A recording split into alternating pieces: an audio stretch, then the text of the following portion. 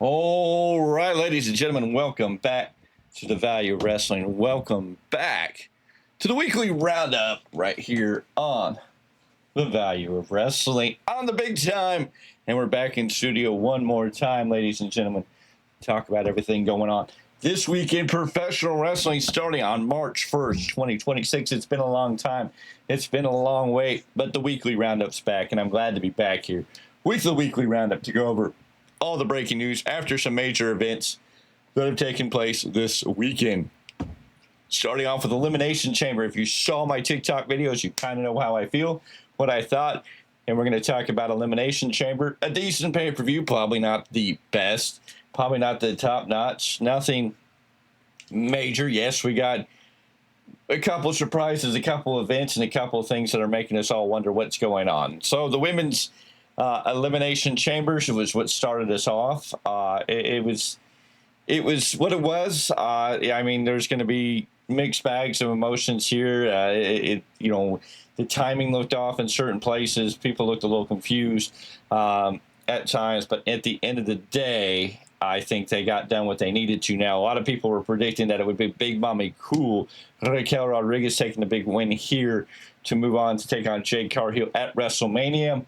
But what some people are saying that Triple H said with being quote-unquote safe, maybe, maybe not. But I think we're going to get a hell of a match at WrestleMania between Rhea Ripley and Jade Cartwheel as Rhea Ripley goes on to win the Women's Elimination Chamber and put herself in the pathway of Jade Cartwheel and the WWE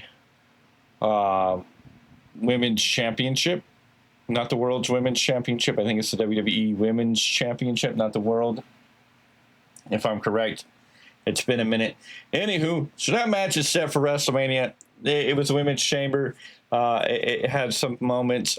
Tiffany Stratton doing her thing. But in the end, we got Mommy, Rhea Ripley, getting the win. At one point, stacking up for a dual elimination there with Kira James and Asuka.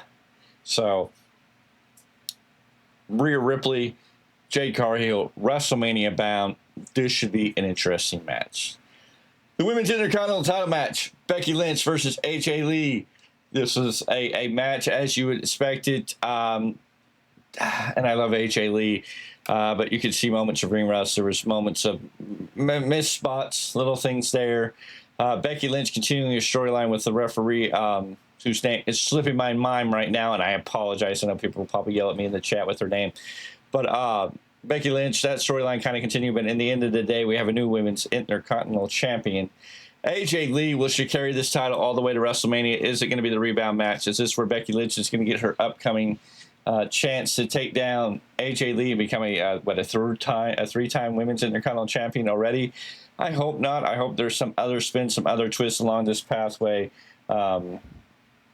Yes, I know Becky needs to get a win against AJ Lee, but I don't know if going to WrestleMania and giving Becky Lynch the big win over AJ Lee will be the answer. My story would be have her drop the title sooner in some form or another. And maybe Becky is causing her issues. Maybe you turn Lyra Valkyria heel and have her turn on AJ Lee, have her take the Intercontinental title, and then have her align herself again with Becky Lynch in this heel female tag team. And then WrestleMania, somebody needs some big backup. AJ Lee needs backup. Who could AJ Lee go and find that could really set the wrestling world on fire? Who could really make a good tag team partner? Maybe we could see AJ Lee and this partner team up to get the women's tag gold at some point. This is where I would really want to see Paige come back if this is going to happen, if this is going to work out. If it can work out, this would be a better storyline. I don't know if I want to see AJ Lee going into WrestleMania to take on Becky Lynch again, one-on-one for the Women's Intercontinental title, knowing that we're probably going to have to give the belt back to Becky, making Becky an already 30-time Women's Intercontinental Champion. I don't know if it does anything for the Women's Intercontinental title. I don't know if it does anything for WrestleMania to really excite you. I don't know. I don't know what they do from here, and I don't know how they keep it exciting and interesting as they build into WrestleMania. It's going to kind of have to be a watch and see. Finn Balor versus CM Punk for the WWE World Heavyweight Championship. Balor coming out to old school Balor music, as he has no Judgment Day. And then CM Punk coming out to an entrance. They turned off the lights. I think a lot of people thought they were going to play AFI's, the old Ring of Honor, especially since we know it's in the new WWE 2K26 game. I'm really hoping they bring that music back at some point in WWE just to make the connection, just to make it feel like it fits. Because that would be cool. But no, they did this really historical 90s throwback to Chicago Bulls entrance with the music, the introduction for CM Punk in that way. And the best match of the night, CM Punk, Finn Balor, gave us everything we expected, pushed it to the limits, and gave us a hell of a match. What does this mean going forward? How does this play out going forward? What do you do with Finn Balor? I'm assuming it's going to be Balor and Dominic Mysterio for the Intercontinental Championship. It does seem like a setback for Balor, but hopefully we're just pulling Balor back a little bit to eventually push him up into the main event. He needs a world title. This man has earned a world title. He needs to be in the world title, WWE Undisputed Championship era, but he needs to break away from Judgment Day and get out there on his own and rebuild, repackage this, and see where it goes. So, Balor, Dominic Mysterio, probably going to be what is going to be the direction for WrestleMania, the falling apart of Judgment Day. I think we're there. I think it's time. Judgment Day really doesn't do anything great. Liv and Dom are fine by themselves. You could keep Raquel Rodriguez with them if you want to. You could have Raquel Rodriguez leave that. Everybody else will be fine on their own. Roxanne Perez probably get a little bit lost in the shuffle. JD McDonough will definitely get lost in the shuffle because I don't know where you take him, what you do with him. We're going to have to wait and see. So that's where we are. But Punk, Roman Reigns, still on for WrestleMania. That'll be hopefully night two's main event, because the other main event, I don't know if it's going to hold up, but we'll talk about it, because the men's Elimination Chamber was a hell of a venture. Basically, everybody was predicting Cody Rhodes was going to win this. And then in some dubious fashions, we had a lot of things that came unwound. And I know I'm missing a big point about what was in the box. We'll get in that in a minute. But the men's Elimination Chamber was solid. It was really good for what it was. Not the best ever. Of course, the interference, again, can take you out of it, can be understood. We needed this. We had one masked man come in and climb the cage, which was really weird. Why would you have a masked man come in and climb the cage to be the quote-unquote distraction? But the thing is, you want to have that one as a distraction so the real masked man can come out. Cool. But why would you have the guy climb the cage? It serves no purpose. Like, makes no sense. It makes the guy look totally stupid. It makes the whole event look stupid because the door's open. He's climbing the cage. Nobody can understand this. If he would have gotten in the cage and got attacked, if Logan Paul would have cut him off or somebody would have cut him off, it would have been one thing. But then that guy got taken away. The real man in the mask popped up, took out Logan Paul, and we found out it was, of course, Seth Rollins. Seth Rollins is back. What does that mean? What do we have coming in the future? We'll discuss more of that here shortly. Then this led to leaving Randy Orton and Cody Rhodes alone in the ring. And this was the showdown everybody wanted to see. But unfortunately, before we really got to see it go down, Drew McIntyre crashed the party, beating down Cody Rhodes. Randy finally got tired of Cody getting beaten up by Drew, or Drew interfering or something. Turned Drew around, RKO. Drew hit the RKO, bounced back up from the impact into a crossroads, or Cody grabbed him for a crossroads. Randy cheering on Cody to do it. Crossroads to Drew McIntyre. Cody celebrating, but before he can even finish the celebration and get ready to face Randy Orton one-on-one, he is RKO'd. 1, 2, 3. Randy Orton now has cemented his spot in WrestleMania. So Drew McIntyre, Randy Orton, not a huge banger of a match. It'll be a good match, but I don't know if that really sells. I don't know if that's really exciting to anybody. But because of Drew McIntyre's interference, Nick Aldis on the after show, the post show, came out and booked a match for the WWE Undisputed Championship at SmackDown this Friday between Cody Rhodes and Drew McIntyre. Are we going to see them switch this all types of up? Will Cody win the title back from Drew in another lackluster title run, only to face Randy Orton at WrestleMania? Or will Drew come out ahead? Will Randy beat Drew? Will Randy carry the title until Cody does whatever Cody needs to do to get him at maybe SummerSlam, or are we going to see Randy, Drew, Cody, and maybe Jacob Fatu? Are we going to see a four-way dance for the Undisputed Championship? Will it be a three-way dance? Will it be a four-way dance? Will we see a five-way dance? Can we see a six-pack challenge? It's interesting what they're doing over there, but I think Roman and CM Punk are going to be the Night 2 main event.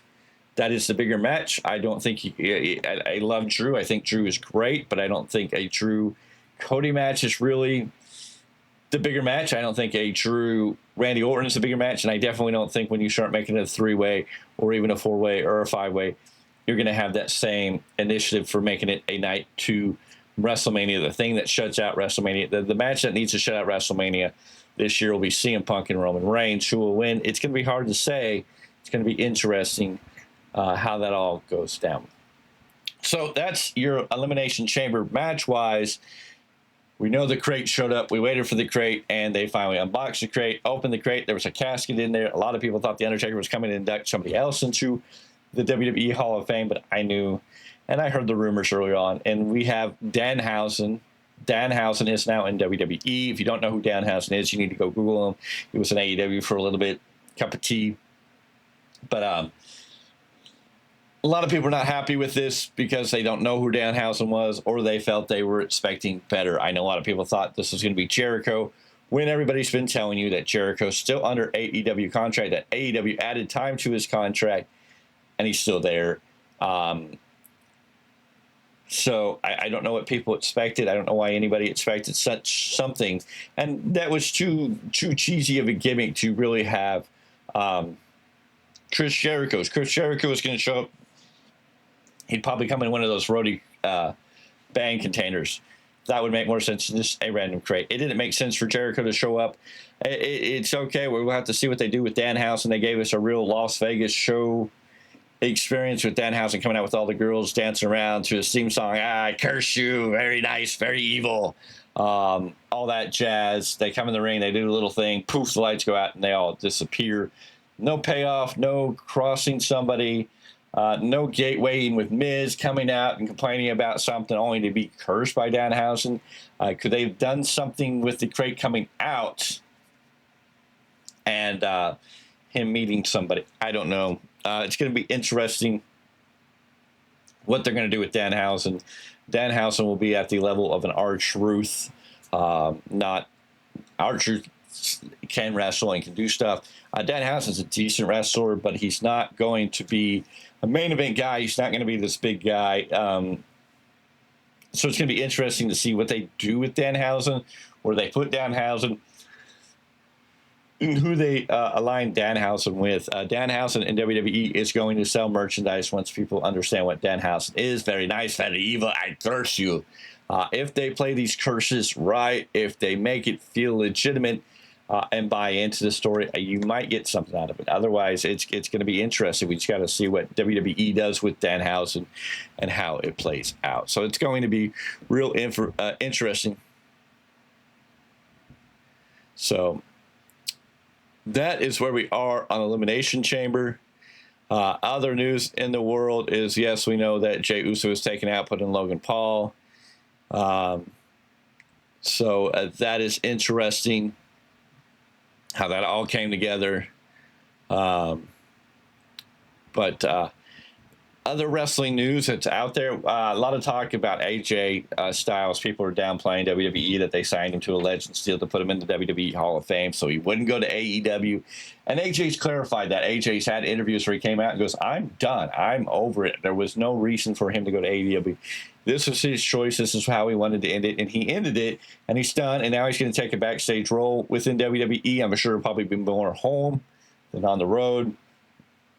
And he'll grow and develop in that and be part of WWE in the future. And we're going to get the big event at WrestleMania where he gets to be inducted into the WWE Hall of Fame. So that's going to be a big, big night. And it's going to be a fun night. AJ Styles, a phenomenal one there. So it should be very, very interesting how that happens. We know that on SmackDown, Drew McIntyre will take on Cody Rhodes for the WWE Undisputed Championship. But there are rumors about title matches or not title matches. There are rumors about matches for this coming Raw in Indianapolis, which includes the return of Roman Reigns. Him and CM Punk, of course, have a showdown. So we'll see how that goes and how that works into things as they build for the road to WrestleMania. So it'll be interesting to see. So the OTC, the best in the world, going to be in action. Dirty Dominic Mysterio is going to defend his IC title. AJ Lee is going to be in the house. And the Scrap Daddy himself, Adam Pearce, says he's going to address Seth Rollins live on air. Gunther will also be facing Dragon Lee. So we'll see how that plays out. And a lot of other people will be there. Becky Lynch is supposedly not going to be there. She is boycotting. Becky Lynch in an uproar since losing to AJ Lee at Elimination Chamber. LA Knight might be in the house. Yeah. And, of course, we'll hear from Rhea Ripley after her major win at the Elimination Chamber. So Monday Night Raw could be very interesting as we start this 7-week build. 7-week build to WrestleMania. And it's going to be interesting. Ladies and gentlemen, there's a lot of news and talk about AEW. AEW is kind of falling under my radar. I know it's there, but they're not interesting to me. They are AEW. They do what they do. They float. They hold on. They maintain. They're on the level of a TNA, even though I feel like TNA has been elevated a little more. And I'm more interested in watching some of the stuff going on in TNA. But AEW Future has been thrown in to the spotlight once again. A lot of talk. As you all know, Warner Brothers was up for sale. Netflix had stepped in and made a purchase and looked like they were going to buy Warner Brothers when Paramount Skydance came in and offered more money.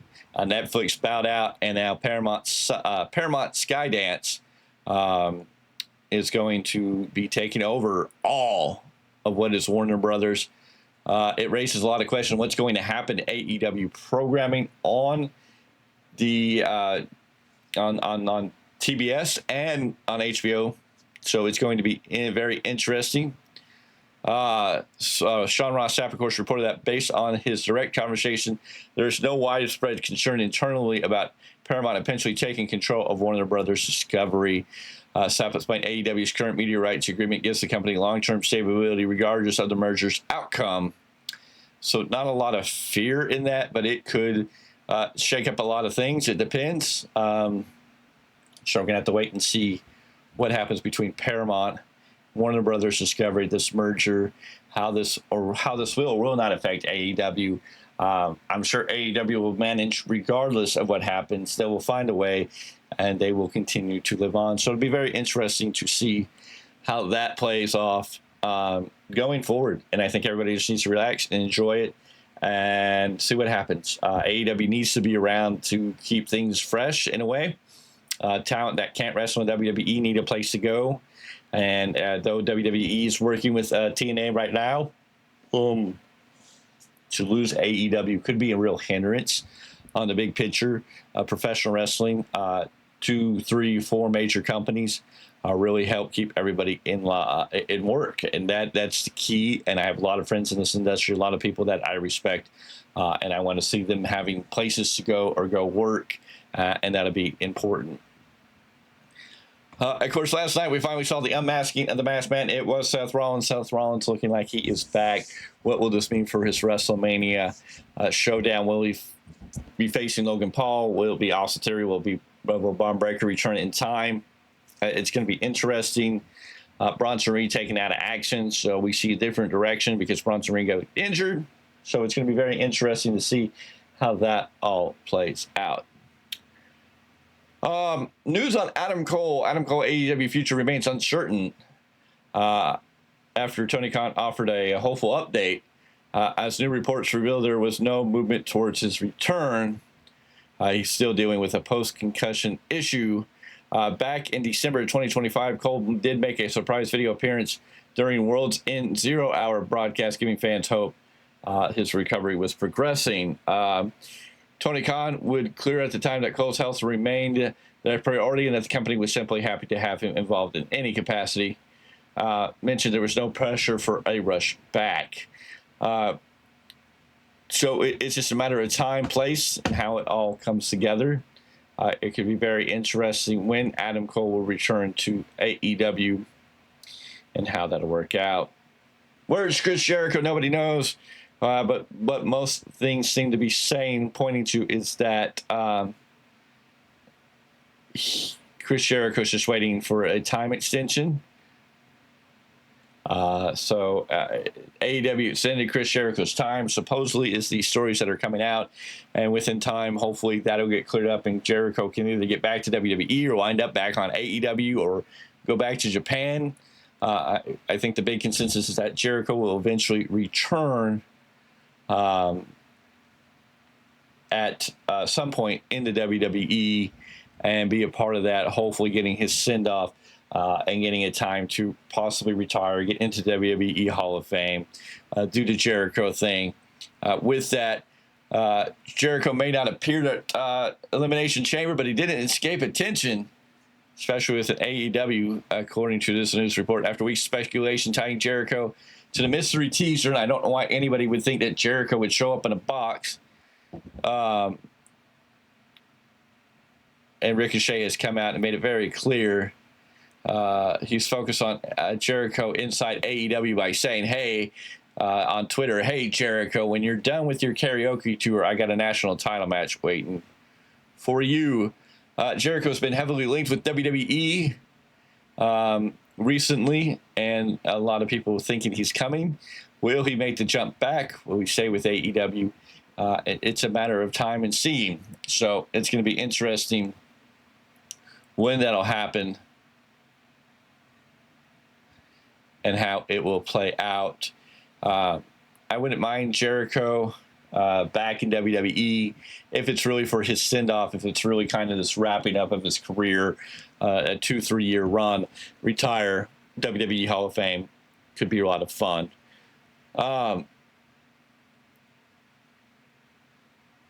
Now, we know that Bronson Reed was injured prior to Elimination Chamber. Reed suffered a bicep injury on Raw during the Elimination qualifying matchup. It was forced to pivot quickly. Jey Uso advanced, and Reed was removed from the WrestleMania plans. Now, a new update reveals just how significant those plans were changed. According to Corey Hayes of Bodyslam.net, and take this with a grain of salt, a pinch of salt, grain of salt, whatever you want to make it. I'm just reading what I read here. Reed was originally scheduled to have a dominant showing in the Elimination Chamber. Specifically, he was set to eliminate LA Knight, Javon Adams, and Trick Williams, which was what wound up being Logan Paul's eliminations. That all went to Logan Paul. When a fan tweeted Logan Paul eliminated Javon, LA Knight, now Trick, WTF, fan tweeted that out. Hayes made it clear that the tribal thief was supposed to be the dominant player in the steel structure. It was supposed to be all for Bronson. The change not only impacted Bronson's trajectory, but also affected the optics of the chamber itself. Paul emerged looking stronger than expected. With WrestleMania 42 season in full swing, Reed's injury continues to have ripple effects across WWE. What it will mean, who will be back, but it definitely looks like Reed may have been the person that was going to face Seth Rollins on his way back, but now we may be getting Seth Rollins versus Logan Paul at WrestleMania.